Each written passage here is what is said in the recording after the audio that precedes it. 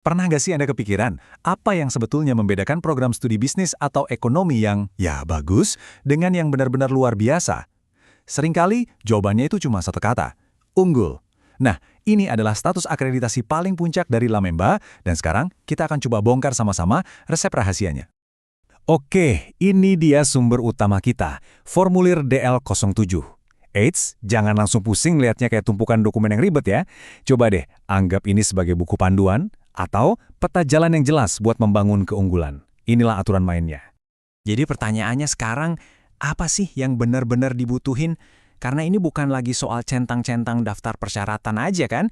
Ini tentang gimana caranya menciptakan sebuah ekosistem pendidikan yang, wow, luar biasa ya. Yuk, kita cari tahu bareng-bareng. Rute perjalanan kita hari ini kira-kira begini. Pertama, kita pahami dulu apa itu akreditasi unggul. Terus kita bedah cetak biru strategisnya. Lanjut lagi ke fokus pada manusia, baru kita masuk ke pengajaran dan sumber daya, dan terakhir, gimana semua itu bisa menciptakan dampak yang nyata. Oke, kita mulai dari yang paling dasar ya. Anggap aja kita lagi mau bangun gedung pencakar langit.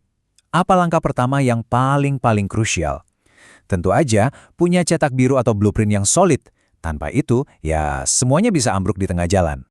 Nah, semuanya itu berawal dari kriteria 1, orientasi strategis. Ini bisa kita pecah jadi 4 langkah penting. Sebuah program studi itu harus tahu persis siapa dirinya, itu ada di misi. Mau kemana arahnya, itu visi. Apa aja targetnya, itu tujuan. Dan gimana cara sampai ke sana, nah itu strategi. Ini benar-benar kayak DNA dari sebuah program unggul. Tentu aja, strategi sehebat apapun, kalau eksekusinya berantakan, ya percuma kan? Disinilah peran tata pamong dan tata kelola. Bayangin aja ini kayak sistem saraf di sebuah institusi. Fungsinya yang ngatur gimana keputusan dibuat, sumber daya dikelola, dan akuntabilitas ditegakkan. Intinya, memastikan kapal ini selalu berlayar ke arah yang benar. Oke, sekarang kita pindah ke bagian berikutnya. Kalau tadi strategi itu kita ibaratkan otaknya, nah, manusialah jantungnya. Karena pada akhirnya, kualitas sebuah program itu ditentukan oleh kualitas mahasiswanya, dosennya, dan juga staf pendukungnya. Program yang unggul itu nggak cuma sekedar ngerima mahasiswa baru, tapi benar-benar mengelola seluruh siklus hidup mereka. Dari mulai seleksi masuk yang adil, layanan akademik yang modern, kemajuan belajarnya dipantau, kesehatan fisik dan mentalnya dijamin, sampai dibantu persiapan karir setelah lulus. Ini pendekatan yang holistik banget. Keunggulan itu butuh tim yang solid di semua lini. Makanya kriteria 4 ini melihat dua sisi medali yang sama pentingnya. Di satu sisi ada dosen sebagai ujung tombak akademik. Di sisi lain ada tenaga kependidikan sebagai tulang punggung operasional. Dua-duanya harus pas, jumlahnya, kualifikasinya tepat, dan dikelola secara profesional dari mulai rekrutmen sampai evaluasi kinerjanya. Nah, sekarang kita masuk lebih dalam lagi nih, ke ruang mesinnya, bagian yang bikin semuanya bisa berjalan lancar. Ini ngomongin soal keuangan, infrastruktur, dan tentu saja kurikulum yang jadi jantung dari proses pendidikan itu sendiri. Kriteria 5 ini menekankan satu hal yang krusial banget. Tanpa perencanaan keuangan yang sehat dan sarana-prasarana yang memadai, semua visi dan strategi hebat tadi cuma bakal jadi angan-angan. Ini adalah fondasi fisik dan finansial yang menopang semuanya. Dan sekarang, inti dari proses belajar mengajar, yaitu kurikulum. Seperti yang dijelaskan di kriteria 6A, kurikulum unggul itu bukan sekedar daftar mata kuliah yang kaku. Dia harus hidup.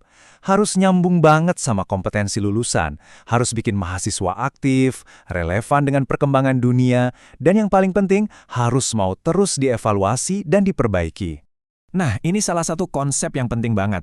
Kriteria 6B ini bukan lagi soal apa yang kita ajarkan, tapi soal gimana kita bisa membuktikan bahwa mahasiswa benar-benar belajar. Jadi, program unggul itu harus bisa nunjukin data, entah itu lewat evaluasi langsung kayak rubrik, atau lewat masukan nggak langsung kayak survei ke pengguna lulusan yang membuktikan kalau tujuan pembelajarannya beneran tercapai. Oke, semua kriteria yang udah kita bahas tadi, mulai dari strategi, manusia, sumber daya, sampai pengajaran, semuanya itu mengerucut ke satu tujuan akhir. Apa itu? Menciptakan dampak yang bisa diukur buat masyarakat luas. Kriteria 7 ini bisa dibilang puncaknya Tridharma perguruan tinggi. Di sini Lamemba mau lihat gimana penelitian dan pengabdian kepada masyarakat itu bukan lagi cuma kegiatan sampingan. Keduanya harus jadi bagian dari strategi program studi. Harus terencana, harus menghasilkan kontribusi yang nyata, dan harus jadi bagian dari penilaian kinerja dosen juga. Pada akhirnya, semua kerja keras tadi akan berujung pada salah satu dari 3 keputusan ini. Tentu saja, mendapatkan unggul untuk 5 tahun itu pengakuan tertinggi. Kalau dapat unggul untuk 2 tahun, itu pencapaian awal yang bagus, tapi biasanya ada catatan perbaikan yang harus ditindaklanjuti. Nah, inilah momen penentuannya. Kalau ada satu hal yang bisa kita simpulkan dari seluruh proses ini, ya inilah intinya. Akreditasi unggul itu bukan proyek yang bisa selesai dalam semalam. Status ini adalah cerminan dari budaya kualitas yang sudah tertanam dalam setiap aspek operasional program studi, sebuah kebiasaan baik yang dilakukan setiap hari.